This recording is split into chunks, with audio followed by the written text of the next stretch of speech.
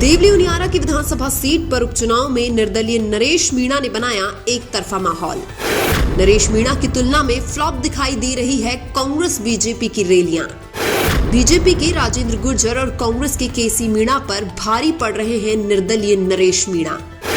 देवली उनियारा में नरेश मीणा को मिल रहा है सर्व समाज का आशीर्वाद। राजस्थान उपचुनाव की सबसे हॉट सीट देवली उनियारा में नरेश मीणा ने अपनी पकड़ और भी मजबूत बना ली है। देवली उनियारा में कांग्रेस बीजेपी से नाराज जनता का नरेश मीणा को पूरा समर्थन मिल रहा है।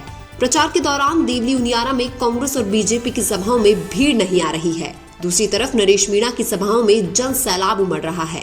देवली उनियारा में आरएलपी और हनुमान बेनीवाल के समर्थन मिलने से नरेश मीणा को मजबूती मिली है। नरेश मीणा को निर्दलीय विधायक रविंद्र सिंह भाटी के समर्थन मिलने से बीजेपी और कांग्रेस पर संकट के बादल छा गए हैं। नरेश मीणा को राजकुमार रोड और भारत आदिवासी पार्टी का समर्थन भी मिल चुका है। इसके अलावा चंद्रशेखर आजाद और आजाद समाज पार्टी भी नरेश मीणा का समर्थन कर चुकी है।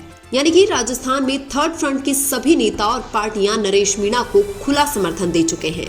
अब देवली उनियारा में ऐसा लग रहा है कि सांसद हरीश मीणा पर नरेश मीणा भारी पड़ रहे हैं। जिस कांग्रेस ने नरेश मीणा को उपचुनाव में नजरअंदाज किया है, वही नरेश मीणा कांग्रेस को रेस से बाहर कर चुके हैं। अब देवली उनियारा के उपचुनाव में ऐसा माना जा रहा है कि नरेश मीणा और बीजेपी में टक्कर देखने को मिलेगी। नरेश मीणा ने हरीश चंद्र मीणा के ऊपर 8 करोड़ में टिकट बेचने का आरोप भी लगाया है। नरेश मीणा का कहना है कि केसी मीणा बीजेपी से जुड़े हुए थे, लेकिन फिर भी कांग्रेस ने केसी मीणा को टिकट दे दिया। नरेश मीणा देवली उनियारा के गांव-गांव और ढाणी जाकर वोट नहीं मांग रहे, बल्कि लोगों की समस्या सुन रहे हैं। इसलिए देवली उनियारा के ज्यादातर गाँव में नरेश मीणा को एक तरफा समर्थन मिलता हुआ दिखाई दे रहा है। देवली उनियारा के गांव की जनता का आरोप है कि 2 पूर्व विधायक राजेंद्र गुर्जर और हरीश मीणा ने हमारे गाँव में कोई काम नहीं किया है, और यही कारण है कि युवा और संघर्षशील नरेश मीणा को देवली उनियारा के गांव में अपार जन समर्थन मिल रहा है। सबसे बड़ी बात यह है कि जात पात को छोड़कर सर्व समाज नरेश मीणा का साथ दे रहा है। कांग्रेस बीजेपी के विधायक एक बार चुनाव जीतने के बाद देवली उनियारा के गाँव में जाकर भी नहीं देखते हैं। इसलिए देवली उनियारा की जनता इस उपचुनाव में एक नया विकल्प देख रही है, और देवली उनियारा की जनता को युवा नेता नरेश मीणा के रूप में एक नया विकल्प दिखाई दे रहा है। नरेश मीणा लंबे समय से कांग्रेस के सक्रिय कार्यकर्ता हैं, लेकिन नरेश मीणा एक जिताऊ उम्मीदवार होने के बाद भी कांग्रेस पार्टी उनको लगातार नजरअंदाज कर रही है।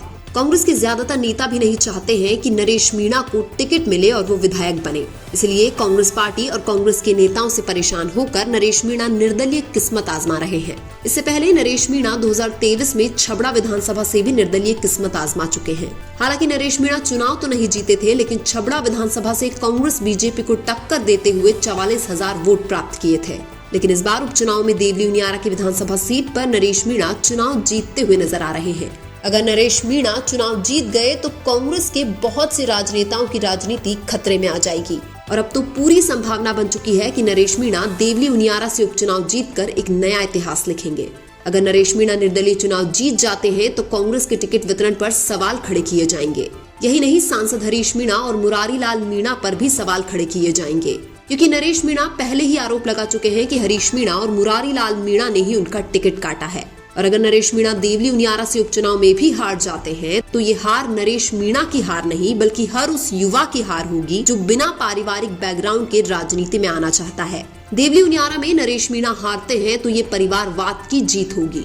इसलिए नरेश मीणा का देवली उनियारा से उपचुनाव में जीतना बहुत जरूरी है।